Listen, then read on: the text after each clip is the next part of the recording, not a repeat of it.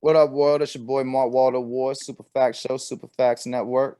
Today, on the heels of his just phenomenal new song "You the Shit" with Ti from his Trophy project, we got Jay Burner. How you doing, man? I'm well, brother. How you? Man, I'm loving life. I'm digging it. You might got the most fucking impactful three-song project in the history of music. So shout out to that. Yeah, man. It was one of those things. Like it was like on purpose. Like honestly, like I was just gonna release one song at the time, and then it was just like, nah, I should do three. So while we getting everything ready for the album, and it worked out the way that I thought it was gonna work out, even better than what I thought it was gonna work out. Shit, it damn sure did. Look, I bet you ain't gonna answer this question. Some do though. Some do though.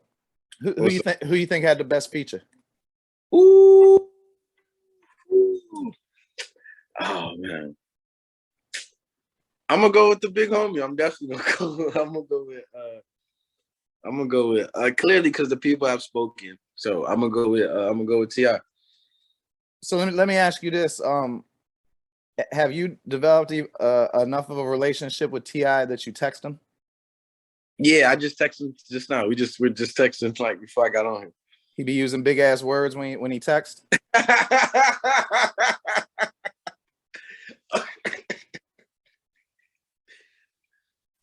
Nah, in conversations though, definitely Okay.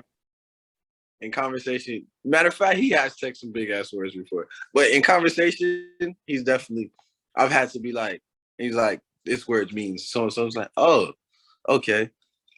How long is your relationship go back with his music? Like, did you catch I'm Serious before he got dropped and then popped off the first I Tony had Hustle album? I had to go back and listen to I'm Serious. Um, I actually recently posted about that too. I had to go back and listen to I'm Serious, and it was just like it was like my soundtrack to high school Man, because it was, oh my bad, go ahead. and I was just like, damn, like this is his first album. This he was hungry as hell, and a lot of shit that I went through. Like I had like this, my first car was some car that like didn't even last that long. And it was like about him saying like he bought a car and the motor blew in 30 days. Like it was just so much relatable shit on that album that I had to go through as a kid. And it was just like, damn. You know, anyone who hears this, I'm not bragging on it or glamorizing it. I ended up going to prison, getting bad dentistry, all that shit. But I used to be hustling and shit. I can't remember the name of it, but you know the one song where he be talking about he get pulled over when he's dirty with no license and he's talking to the officer. Same song. Okay, yeah, yeah. Like I used to be able to relate to that shit like a motherfucker. That's real. That's real. Everybody that go to prison talk about the bad dentistry. Yeah, man. All they do is pull teeth. You know what I mean? Like that No, that's it. You know what I'm saying? that's, that's real. Oh man. And I ain't trying to stay on tip too long because I feel it's disrespectful to artists when you keep talking about other people. But since you got the song out, we trying to promote it. And I'm hella interested in your opinions about shit. Like you ain't the regular artist. Out of Ti movie roles, and I'll go first with mine. I think the best ones either Takers or his character on Ant-Man. I thought ATL was a little far fetched, but what. Nah, I mean it fits the mold. For me, it's probably ATL because I don't think he was even gonna get that role. They fought for him to get that role. So I know he acted his ass off in that, but definitely his role on Takers is pretty good. Um, yeah, that I mean, he got his role on the Cutthroat City, this new joint, is pretty good too. I ain't see that yet. What that's on? It's on Netflix. Okay, I gotta make sure to check that shit out. Then I like Ti as a rapper. And then finally, in keeping with the other artist vein, uh, Lunchbox Lewis is not well enough known. Man, I'm so glad you put him on trophies. I feel that he's one of the most talented young artists in music, and basically, I just want an excuse to say his name. But how'd you become familiar with him and end up working with him? Man, well, I mean, we're both from South Florida. He's a legend here. I got a high respect for him. Like his family owns one of the biggest studios down here, Circle House. And like, man, I just respect his work so much from his songwriting to, him being so consistent with everything. And, he's a solid dude, and you know, I just respect what we got going on as far as music wise and how he respects my grind, and you know, so that's my guy. That was inevitable. That we're shooting a video for that too. So That's what's up. Shit, I don't know what your situation is, but if you ever looking, he got the illest publicist in the game. One that treats all his clients the same, got good music connections, yada yada. But you can talk to him about that. That really ain't for podcasting. I definitely about that. Got you. So, I hope your Wikipedia is true, because I don't want to be asking you no questions that ain't right. Did your father introduce you to music at the age of 4? That was correct. Yeah. And he introduced you with Marvin Gaye and Zapp and Roger, being from DC. The excellent choice with the Marvin Gaye. I love Zapp and Roger. But in the Wikipedia entry, it says he referred to it as real music. So I'm curious. Yeah. I'm curious. What did he consider not to be real music? I had to woo him into becoming a Jay-Z fan. He wasn't too crazy about Jay-Z's flow. How'd you get him? The wordplay, like explaining like the 3 levels of it and shit. Like, oh, listen to like the triple entendres. Like it was just like, yo, he just said one thing and it meant 3 different things. Word. This genius. And he was just like, you know what? You got me. You convinced me. It's just like so. But at first we would go back and forth about Jay-Z. So like his fanship, like as far as artists, stopped in like at Tupac. But then I got him to start listening to Jay and different other artists that I grew up listening to, like Kanye and stuff like that. You ever got him on Kendrick Lamar? Kendrick, like my dad damn near 70, and he was around racism a little bit when he was young, but he never participated in that shit. I guess everybody can say that shit, but in his case, he became like the head of the Iron Workers Union, fought to get him not to have to drug tested, because basically that was an excuse to try to get black people out of it. And, right. But anyway, that's neither here nor there. Kendrick Lamar is the only person I've ever been successfully able to get him to, you know, be convinced of the quality of his music. No, I didn't get him onto Kendrick. It was the Parliament and the James Brown, you know, the funk, you know, like a lot of people that generation, you give them something with the funk, you know. Like I typically probably wouldn't fuck with a cat like Bruno Mars, but that shit's so goddamn funky, I can't not, you know what I mean? Yeah, he definitely was into Bruno though. He was definitely into Bruno. Yeah, I mean, shit. Pop gets a bad rap because pop means something's popular. So if something's popular, it's good. You know, right. like finding money on the ground is popular. You know what I'm saying? I go pop any day. That shit ain't nothing wrong with that. Hey, out of curiosity, and you know, this is entirely subjective to your experience, so you're not speaking for everybody. But what do quote unquote traditional Americans not know about growing up as a first generation American? Everything is new. Everything is like so new. Like you're doing everything for the first time. So like my parents Haitian. So like a lot of stuff they're just like, it's like foreign territory. So I'm like the first to go to school here, or the first to enter college, or the first to do music in the States and stuff like that. But I had a little cushion because my pops was in the States since he was 18, and he was in the industry prior to me and stuff like that. So I had a little bit cushion, but for my family, per se, like my family in full, everything was just like, man, you need to go be a lawyer, or you need to go be a doctor, or like my godfather flew into town because like my music had started, you know, moving online, and he was just like, I don't know if this rap career is something you need to do. You need to find something more permanent and stuff like that. Now he's like all excited that like, you know, stuff is working out. But it was a whole thing. Things like that happen like when you're like a first generation American in your family. Bruh, I was coming out of prison and people told me that I could never make it as a blogger or make it as a rap journalist or I've done all that shit. I wrote feature articles, whatever. And I was just basically like, fuck you, I can do that shit.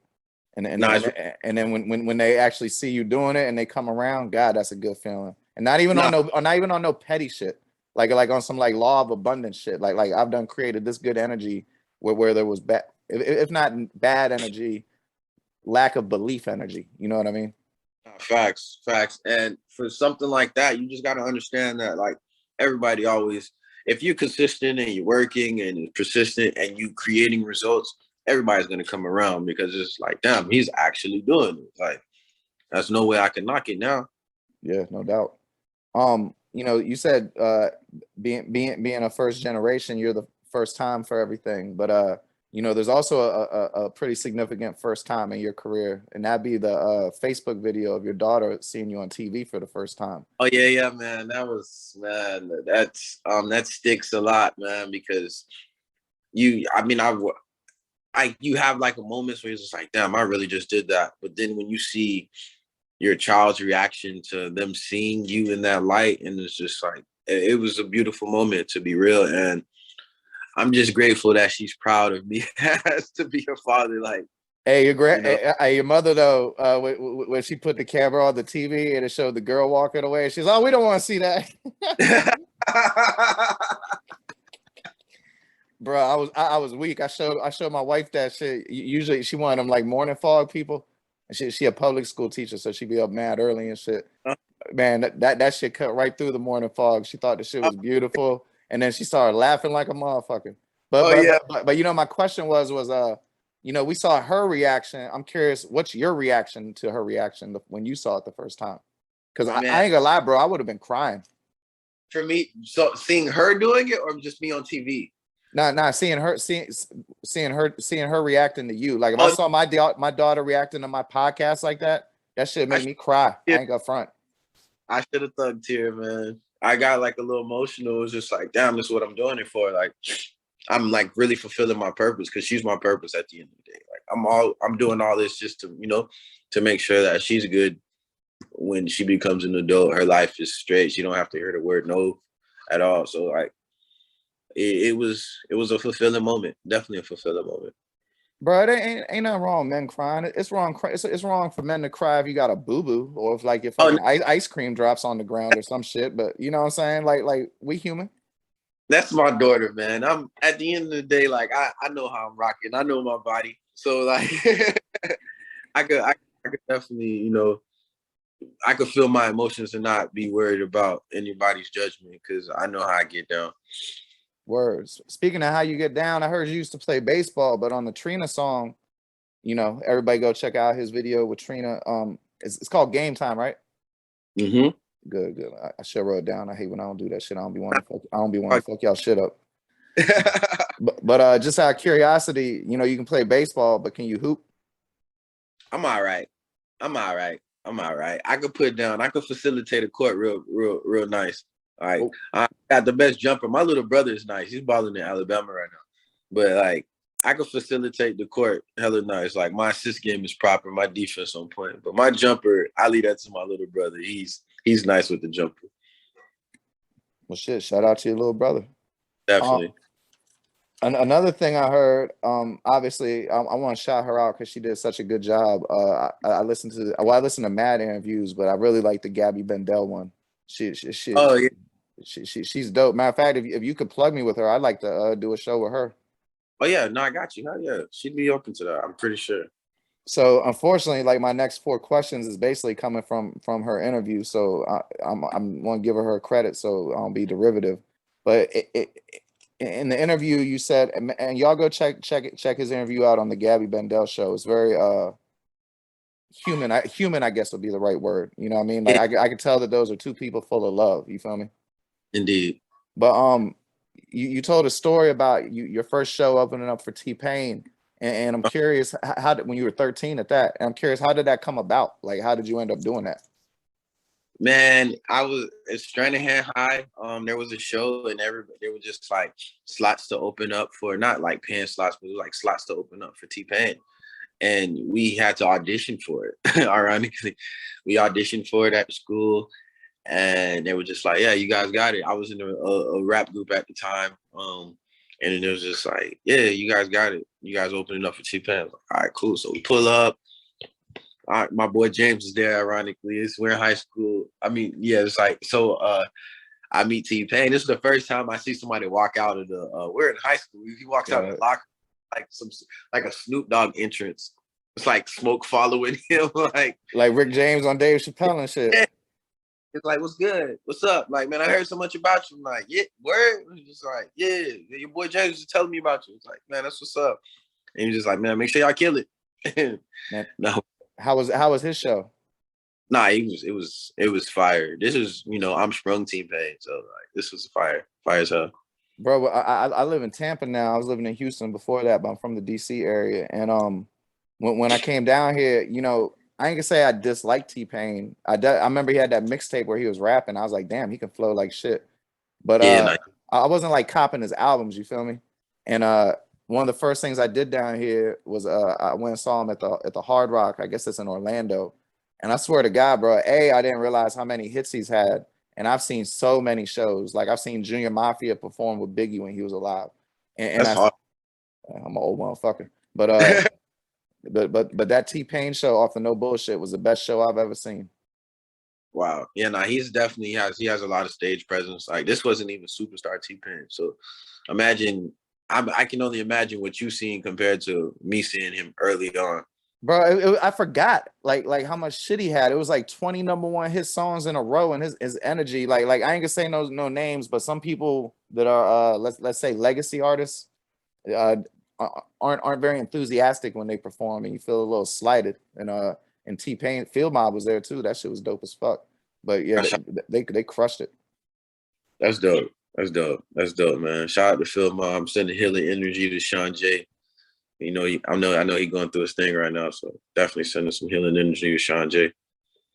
Damn, I didn't know that. I love Sean J. Damn. I'm sorry to hear that. I'm gonna have to reach out. Damn, that's fucked up, bro. Well, I don't want to be saying his business on the thing in case it's something private. So, but switching back to you, and again the Gabby Bendel interview. You mentioned having a business in Jamaica. I'm curious, what kind of business do you got? It's a bar. It's like a lounge bar.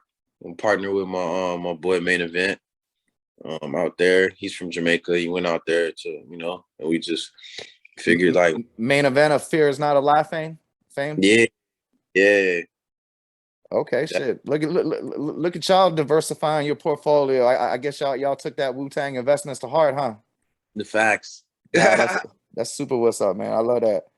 And then I ain't trying to get you in no trouble or no third rail shit like Killer Mike and shit. But you mentioned that your name came from your love of firearms. I'm sure all legal and above board and everything of that nature. But yeah, I grew up with guns. So hey, you was cutting out, bro. My bad. Say it again. Statute of limitations. Like I could talk about it. It's further out. So yeah, I just had a love for him. Well, by trouble, I meant, like a lot of times the so-called, social justice warriors or whatever, all those bullshit names they make up for people trying to do good things. They don't like the gun issue. Remember, Killer Mike got in a little trouble talking for the NRA. Yeah, no, I agree. Man, but it is what it is. I was to each his own view. If your view is your view, it's your view. For me, it was I was just a kid and I just had a liking for him. Like, I find that whole shit ironic, bro. My bad to interrupt you. I gotta get better at this. But do you know how the fucking gun control shit came about in the first place? Why the first gun control law in the United States? The reason for it was to keep black people from owning guns. I'm pretty sure. I'm definitely pretty. So I find that shit so ironic that the liberal media who supposedly are speaking for black people are really reintroducing concepts that were, originally designed to control black people. Right. I mean, a lot of this stuff it's just like how they propose like services for families. Some families, in order for them to get the services, the father can't live in the house, or they have to lie about the father living there. So it's just like what type of system is being created for families to grow up, not saying that it's the only way to be raised, but like when a kid has both parents, the way that they grow up is a lot more, the foundation is a lot more stronger than someone that has to grow up with one parent. So, every statistic agrees with your point. You're absolutely right. So like, I definitely agree with that. And I mean, we're aware that, there's certain shit in the system that should be changed and needs to be changed because it's like older than everyone here. Like, a lot of the people that like are following these rules weren't even born at the time, and these shits were put in space for there to be a division within our communities, and it's fucked up because the people who made those laws aren't even alive today. So, Bro, the greatest trick the devil ever pulled was convincing poor Americans that they're each other's enemies. If poor Americans of all races, beliefs, and everything you got together, the fuck shit at the top would be going like that.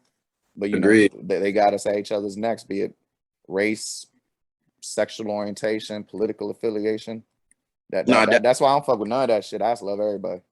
yeah, nah, definitely. Like I put out the energy that I want to receive. Like, you know, I don't care what you believe in, what's your stance. You know, I'm gonna show you respect as long as you show me respect, and you know that's just the golden rule for me. Word, shit, wise words, brother. All right, we gonna get out here on a lot of positivity. We almost done. I know I've taken a lot of your time, and I super appreciate it. Well, many of your songs, you speak on motivation or just having the will to do things, and I'm curious, what advice would you give to someone who might be a little bit lacking in self-discipline on how to strengthen it? Love yourself, like, and know that you can do it, no matter, like, you know, like you work hard at something consistently enough, you're gonna get what you want out of it. Like you squeeze something hard enough, it's gonna pop out of the can. So you just have to love yourself, know that you're worth it, and continue to believe within yourself. Like you have to have that belief in yourself. In order for you to believe in yourself, like just go hard for yourself, because the harder you go for yourself, the more everybody else around you is gonna go hard for you because they see that light. Like believing in yourself is just creating this, it's almost like powering up. It's like, I'll give a perfect analogy. It's almost like Goku or Gohan going Super Saiyan or something. Yeah. Like now they're at this full power and everybody's like, either you're like distraught by it or you're amazed by this light around this person. So you just got to keep powering up and, you know, believing in yourself and keep loving yourself. The more you love yourself, the more other people want to love you, and all that love around you just creates a stronger you. So, Man, bro, that was so elocucious, but I want to make sure that they get the profound point that you just made. So you're saying that a lot of times people who don't succeed, they might have the skill set, but they lack the belief in themselves to even apply the skill set. So it doesn't have anything to do with laziness. It has to do with, you know, now their faith in themselves. if you really believe in yourself, you're gonna go out there and get it. There's no way. Like if you really believe in yourself, you're gonna go out there and get it. My bad. You're gonna actually go out there and get it. Like, and it comes with like if no one believed in me and I really believed in myself, like I'm finna go get it. Like there's no way in hell I'm gonna be like lazy if nobody wanted to hand me anything, so I went and got it. You know, because I believed in myself. Like, and I just loved myself that damn much that I knew that I'm gonna go get this regardless of whatever anyone says. So it starts with loving yourself, and your work ethic is going to follow. Like, Damn, that's what's up, bro. I love that. I love that. Hey, just out of curiosity, what's that jacket you're wearing there? That should look vicious. oh, it's a Jay Burner jacket. I mean, it's I got the Jay Burner in the back, the Black Congress flag right here, and another company that I'm tapped in with, partnered in, is Always Count Cash. So this is available on your website, which I'll have linked in the Dirty Glove Bastard post and all the audio pods. About to be I'm gonna launch the merch in about a week or so. So depending on when this interview drops, it should be available on the site. Oh, this is probably gonna drop today or tomorrow morning. So y'all be looking out for that next week. Hey, just out of curiosity, because I ain't the richest man in the world, but I fucks with that jacket, hard body. What's the price point on that? This is probably a $60 jacket, maybe like 70. But I got you. Just, you know, send me your stuff. I got you. Oh, I appreciate that. I wasn't trying to roach shit. 60 or 70 is a fair ass price. A lot of times when artists have jackets that's dope, them shits be like 150 to 250, but they like basically like the equivalent of the old school satin starter coach's jacket. Yeah, facts. Quality jacket, but I want to just, for me, like I want to make shit affordable for like everyone. So like I want, you know, it to be some quality shit. Like it's quality shit, but at a good number. Like, you know, Blue Magic. So, I can dig it. Yeah, that's funny. I just watched American Gangster with my wife like 3 days ago. Hey, on fire. hey, I forgot the fuck I was about to say. Oh, yeah. I don't know if you can see how well you can see behind me, but that's a bunch of record racks, and white people collect shit. Just out of just out of just out of curiosity, do you have any vinyl out? Are you gonna be releasing any vinyl? Because I don't want that for free. I'll be buying that.